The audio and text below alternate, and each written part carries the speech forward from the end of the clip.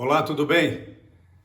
Obrigado por você estar assistindo esse vídeo e nós estamos aqui com alguns episódios falando de narrativas de todos os milagres de Jesus e dentro de um planejamento cronológico.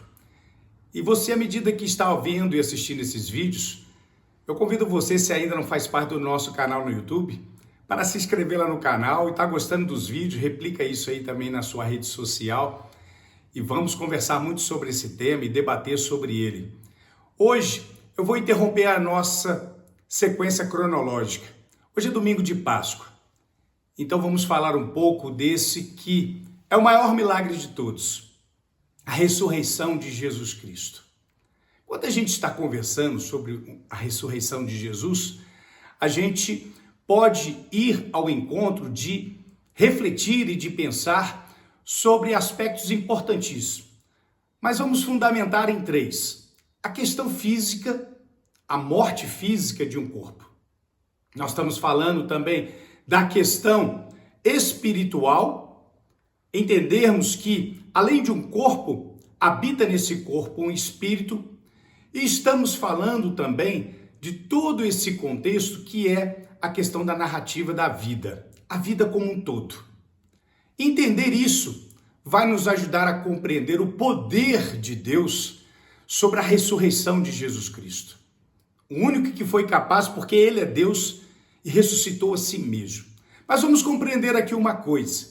O fato histórico a realidade é, quando um corpo, ele é identificado que está morto, fisicamente, cientificamente, existem todos os mecanismos e muito mais hoje na nossa atualidade, para dar ciência e a confirmação de que aquela vida por aquele corpo findou.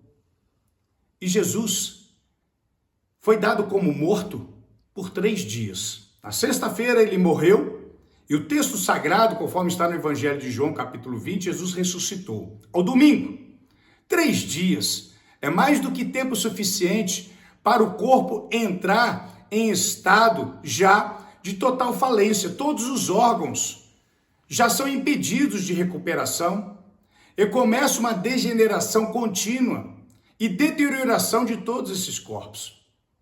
Eu não sou especialista nisso, talvez você seja ou não, mas nós humanamente conseguimos compreender isso.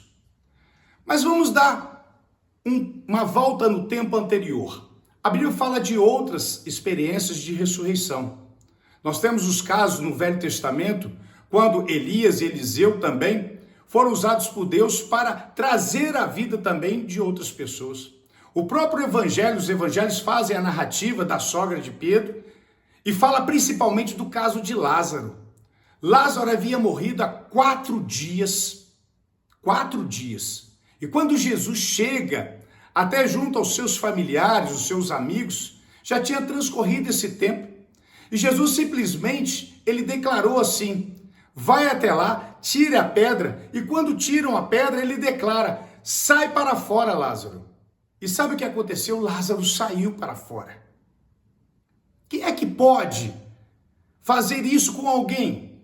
Quem é que pode, após 4 dias de morte, poderia ter muito mais, mandar sair do túmulo uma vida e ela voltar novamente? Aqui eu queria te chamar a atenção quando Jesus, ele já dá a demonstração, por toda a sua trajetória na Terra, de que ele não era apenas um humano, mas ele era um Deus encarnado. Ele é o próprio Deus encarnado. E somente Deus tem esse poder e essa autoridade. Só que quando ele restabelece a vida de Lázaro, e quando também temos o relato da sogra de Pedro, quando temos os relatos também do Velho Testamento, nós temos a evidência histórica de que estes ressuscitaram e tornaram a habitar no mesmo corpo. E depois de um tempo, no tempo da sua permanência aqui na terra, morreram novamente. Agora hoje nós estamos falando de Jesus. Ao 3º dia, Jesus ressuscitou. E o que tem de diferença nisso tudo? Primeira manifestação do poder de Deus, que ninguém foi lá no túmulo de Jesus e falou e determinou para que Jesus levantasse. Ninguém. ele mesmo, como havia prometido que levantaria, ele levantou por si só. Só que com uma grande e poderosa diferença para todos nós e para a humanidade. Ele ressuscitou num corpo glorificado. O corpo dele estava glorificado. E esse milagre, ele é muito maior do que todos os outros, porque Jesus, num corpo glorificado, ele ainda permaneceu aqui na terra durante um período, onde esse corpo glorificado permitiu que ele entrasse pelas paredes, onde estavam os discípulos trancafiados com medo de serem perseguidos e mortos. Mas esse corpo glorificado permitiu que os discípulos pudessem ver as suas marcas e tocar nele. Esse é o poder de Deus. Mas foi nesse corpo glorificado que todos viram, e os discípulos e todos que estavam presentes, ele subir aos céus. A tônica disso tudo não dá para fugirmos do milagre como este, e muito menos negligenciarmos esse milagre, a maior manifestação de Deus para a humanidade, porque ele diz, eu venci a morte por mim mesmo. E quando ele fala que ele venceu a morte por si mesmo, é porque ele abre o caminho para que nós possamos também vencer a morte, não por nós mesmos, porque não somos capazes, mas por ele. E muito mais do que ele fez para Lázaro, ou muito mais que temos os relatos na Bíblia de outras ressurreições, agora ele fala para qualquer ser humano. Como ele diz, conforme João resgatou isso, falando no Evangelho, ele é a ressurreição e a vida. E aquele que crê nele jamais permanecerá morto.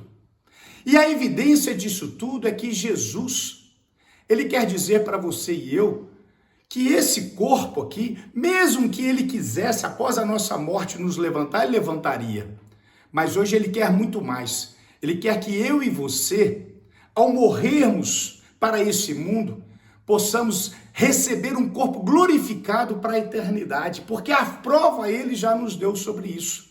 E maior evidência de que algo poderia nos impedir de viver isso, de ressuscitar num corpo glorificado, é se nós não tivéssemos a prova de que Jesus venceu o inferno, Jesus venceu a morte. E ele, por ser Deus e por ser o que é ele, Deus é amor, ele mostra a sua glorificação pela redenção que ele oferece a todos nós. O maior milagre de Deus é esse. Ele convida você e eu para que a gente possa não apenas ter isso como um registro histórico, mas saber que a gente pode fazer parte disso tudo. Então, olhar um corpo morto, em decomposição, é muito triste, é muito doloroso. Mas imaginar que aquele corpo morto, que está em decomposição, não teve o Espírito que habitou nele, a capacidade de reconhecer Jesus como Deus e seu Senhor, perdeu a capacidade de receber aquele Espírito, um corpo glorificado. Jesus, na sua ressurreição, ele faz o convite assim pelo Evangelho. Aquele que crê nele receberá um corpo glorificado e uma vida de eternidade. É isto que é a Páscoa. É esta que é a Páscoa de Jesus. E é isso que está como presente para a humanidade. Nada podemos fazer além de crer e confiar e aceitar que ele pode tudo fazer por mim e por você. Eu confio nisso. Há um convite para você e propagar isso para as outras pessoas. É isso que é a verdadeira Páscoa de Jesus. Um forte abraço.